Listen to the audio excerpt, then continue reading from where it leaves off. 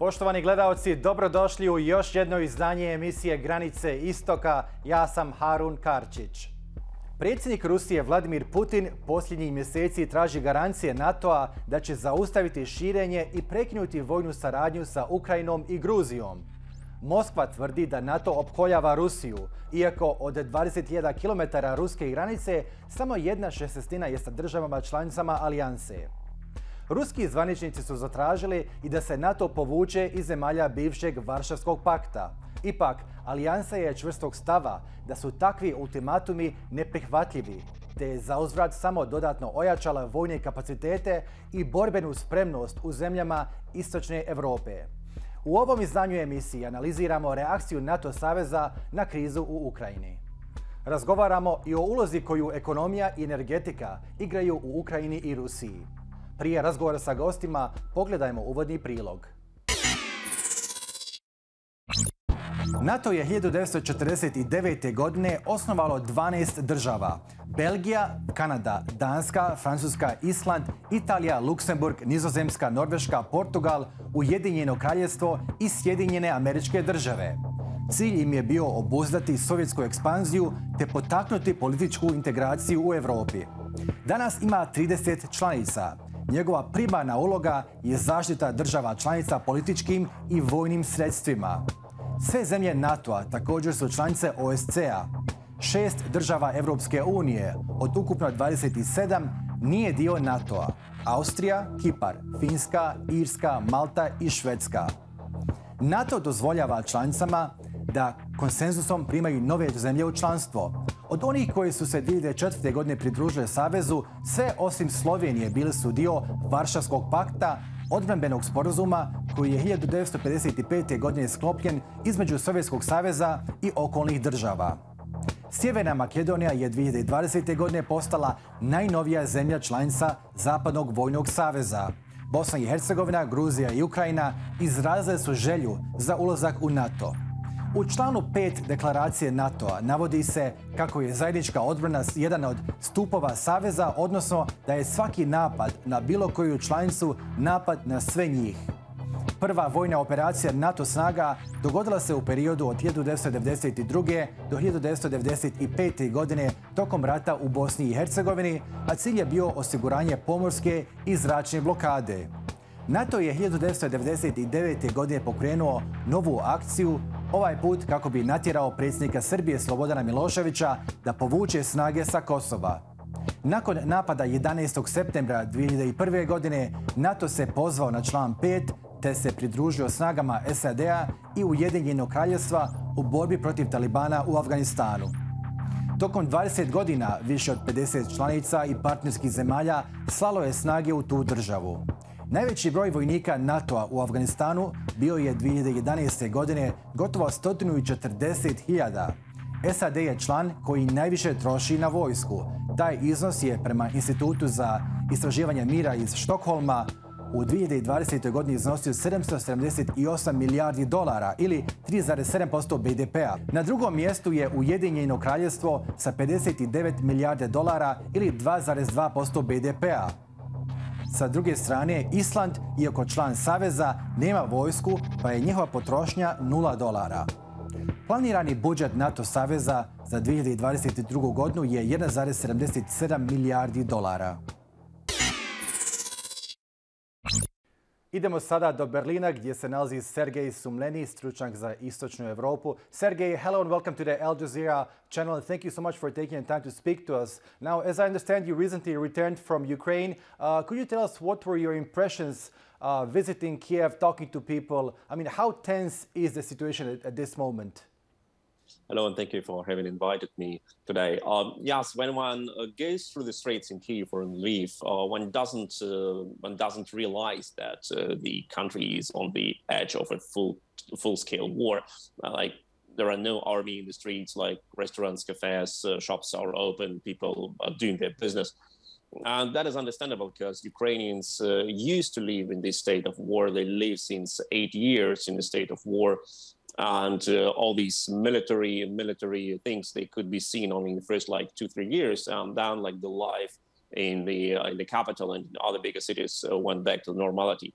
But especially now, when you start to talk to people personally, especially to those who are your friends, who trust you with their feelings, then you see that people are really scared, and especially those who have their relatives in the border regions, in the northern part of the country, in the eastern part of the country, they don't know what to do, because they know what does it mean when Russia comes to your home. Russian soldiers kill people, torture people, kidnap people, rape people. That is what they did in Donbass. They do in Donbass what Russian mercenaries did in Syria and do now in Central Africa. And everyone is is sure that is what they will do in Ukraine when they invade. And people are really scared. Now, when you look at the reactions of European and NATO countries, quite a number of European countries have demonstrated a very solid approach to security, much more than one could expect. Has this entire crisis along the Ukraine-Russia border reinvigorated NATO as a Western military alliance? I believe so, and I believe that the fact that Ukraine has got that much military equipment, lethal weapons from many countries of NATO is an incredible sign of solidarity.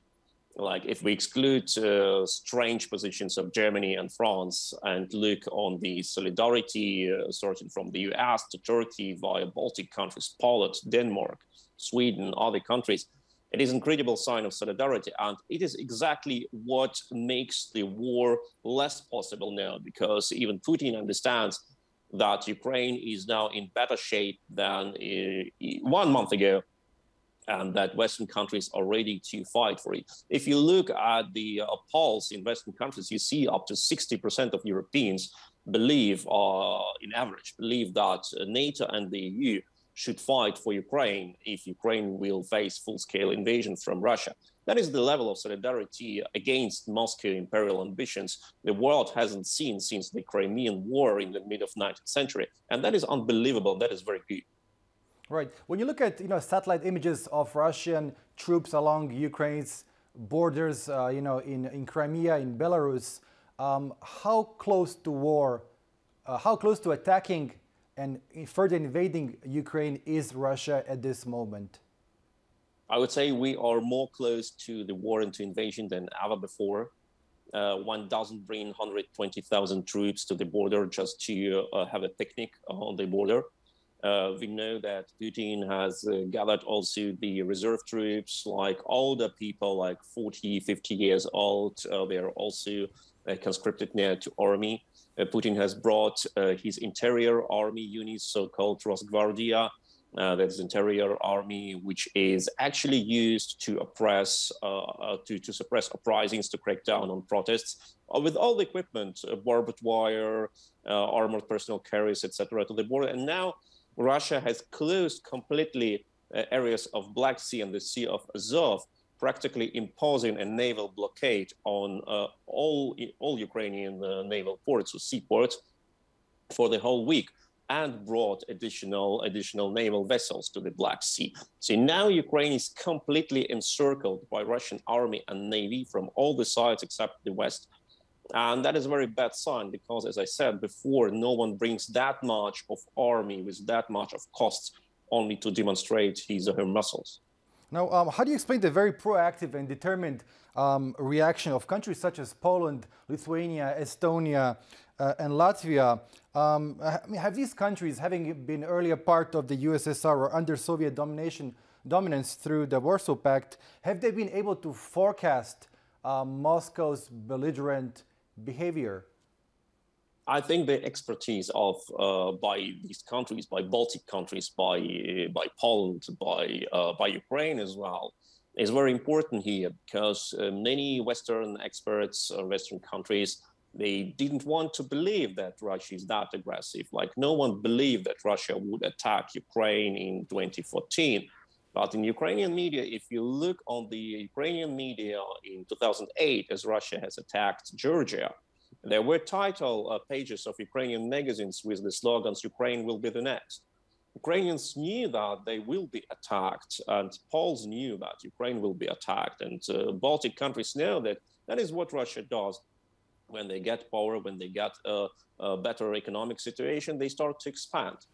And such countries like France or Germany, they just didn't want to believe. They said, okay, we just sell our helicopter carriers like France did to Russia, because why not to sell weapons? Or Germany said, okay, we will build a pipeline, because why don't we want to pump a bit money to Russian military budget? And that is extremely dangerous, because this arrogance of Germany and France has alienated the West from the Central and Eastern European countries and told them, guys, we don't stand on your side. We stay on the side of our exports, and that is terrible. All right. How do you make sense of Ukrainian President Zelensky, who has been downplaying Russia's military posturing along his country's borders? Is he really interested in saving Ukraine's economy and keeping his citizens calm, or has he been co-opted by Moscow? Well, the position of President Zelensky is one of the biggest mysteries for me.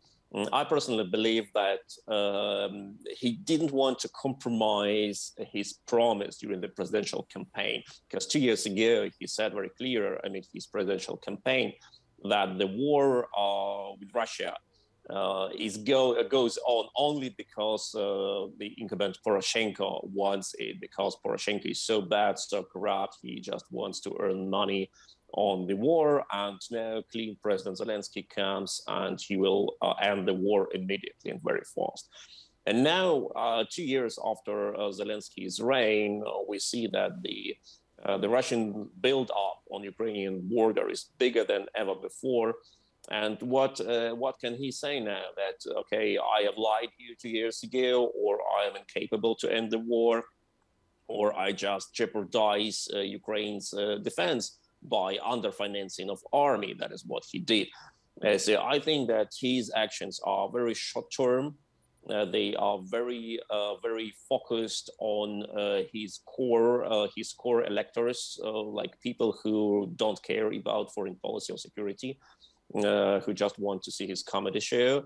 And that's why he acts. I don't believe that he acts out of strategic perspective and with real understanding what dangers are now, what dangers does Ukraine face now.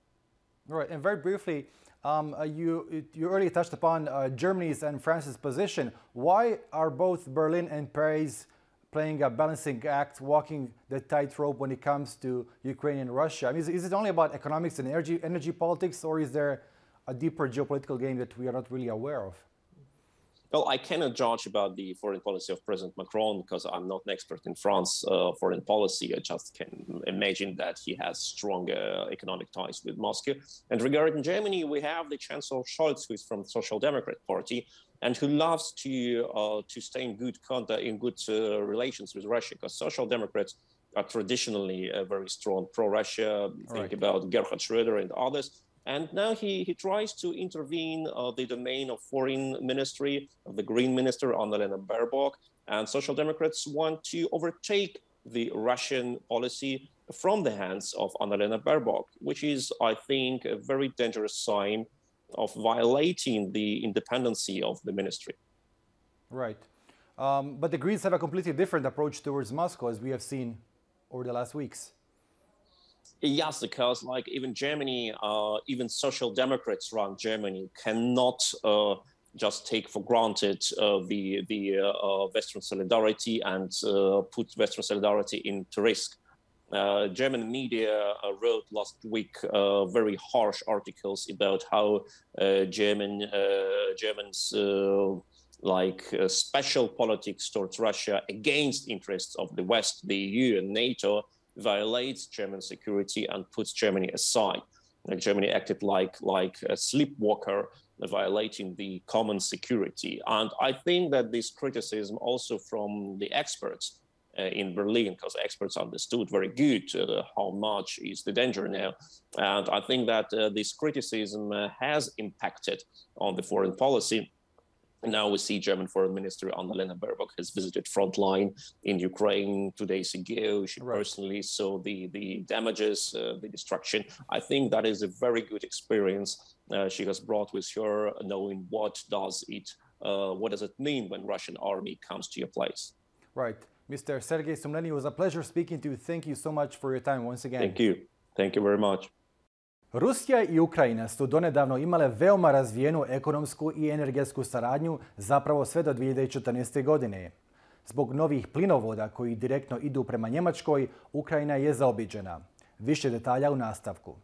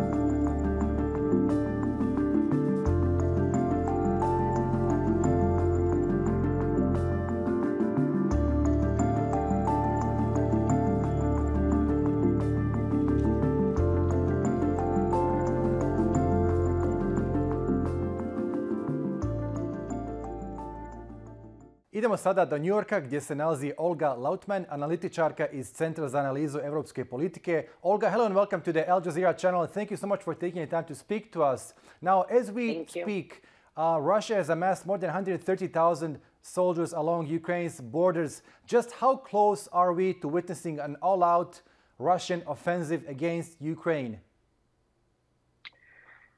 I think we definitely are very close to seeing an offensive. I am not sure whether it will be a full-scale invasion like U.S. intelligence has warned, or whether it could be, strategically maybe cutting the ports off, the Ukrainian port cities off, which has been a strategic military goal for Russia for probably since 2014. That was their original plan when they had invaded annexed Crimea and subsequently invaded eastern Ukraine. Right. Now, Russia has also placed quite a lot of high-tech weaponry in Belarus and a large number of soldiers.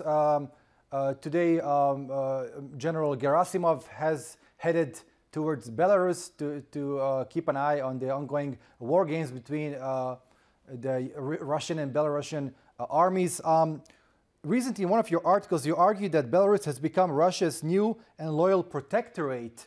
And why do you argue so? And why does untrammeled Russian control over Belarus's territory and leadership pose a threat to Ukraine and to NATO member states? Well, after elections and when peaceful protesters came out in Belarus, the minute that Lukashenko accepted assistance and logistics from Russia to help quell the protest, he became a loyal soldier of Russia. I mean, his sole existence in power right now is due to, Russian logistical support and financial support.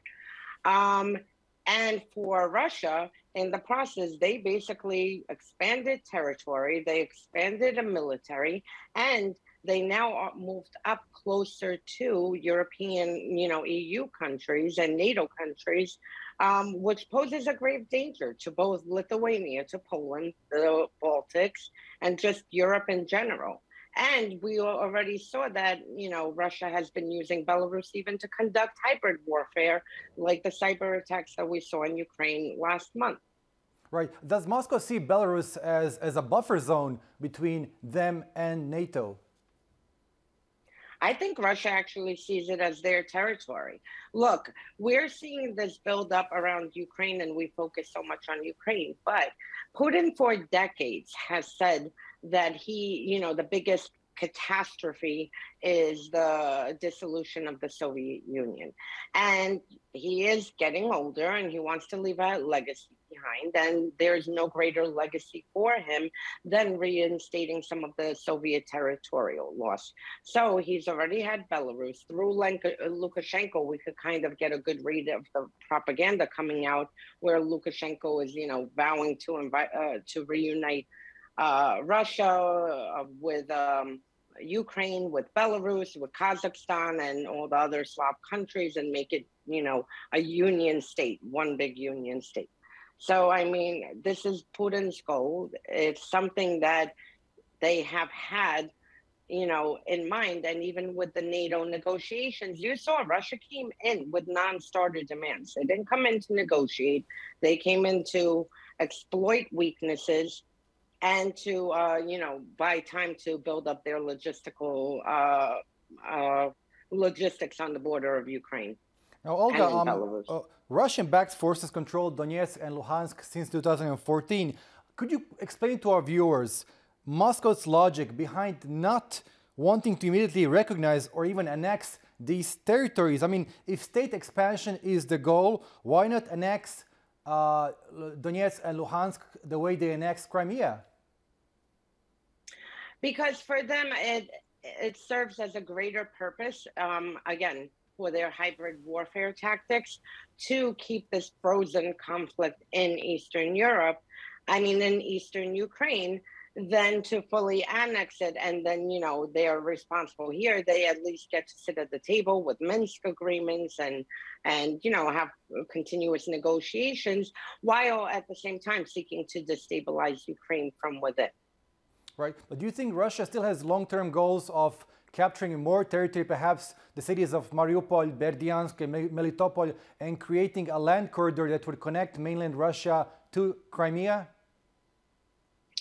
That was a strategic military goal they had, to cut Ukraine off from port cities, starting with Odessa through Mariupol. And at the same time, if we go back to Belarus, you will see the same situation that's very worrying. When Lukashenko had placed the migrants, he placed them very strategically near, the Suwalki corridor. Right. And that is another piece we have to watch, because they can easily, attempt to carve out the Suwalki corridor connecting Kaliningrad to Belarus. Now, when Russia attacked Georgia and supported self-proclaimed Moscow-backed South Ossetia and Abkhazia back in 2008, reactions from the EU were rather mild. The EU was pretty much disoriented.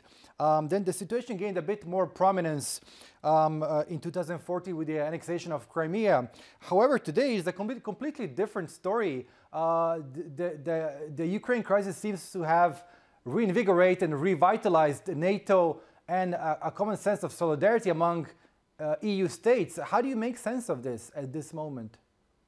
Well, this is actually one of the principal arguments I have made, because in 2008, Putin, he had just finished organizing control inside of Russia and gaining strength, and he kind of spent the first 8 years in power domestically organizing everything. And then in 2008, 2007, we saw the cyber attacks against Estonia, but 2008 was the first time that, Russia stepped across and invaded a neighboring country. And had the West at that time organized and pushed Putin back when he was weaker, we might have avoided the past, over a decade of operations that we have seen, from Syria to Ukraine to election interference, cyber attacks, and whatnot. So I think, right now, I am pleased that the West has finally recognized the threat that Russia poses and that they need to be stopped. Because if we allow Russia to invade a sovereign country, Ukraine poses no threat to Russia, no threat to anyone. There has never been one Ukrainian soldier who stepped across onto Russian territory. If we allow a sovereign country to get invaded, where will it stop? Will every country across the world want to invade their neighbor and think it's okay? And at the same time, we're watching the dynamics of Russia cozying up to China. President Xi is watching this and the response by the West. If he sees that there is a weak response to Russia right now, the next crisis is going to be in Taiwan. Right. Olga, it was a pleasure speaking to you. Thank you so much for your time. Thank you. Thank you. Stari rivali iz hladnog rata trenutno su najbliži stvarnom sukobu još od pada Berlinskog zida. A šta se desi u Ukrajini imat će posljedice na cjelokupnu europsku sigurnosnu strukturu. Situacija ostaje napeta. NATO je pojačao vojno prisustvo u zemljama istočne Europe i intenzivirao slanje oružja i vojne opreme Ukrajini. Poštovani gledalci, bilo je to sve u ovom izdanju emisije Granice Istoka. Ako ste propustili bilo koji dio, emisiju možete pregledati na našoj web stranici balkans.aljazeera.net. Hvala na pažnji.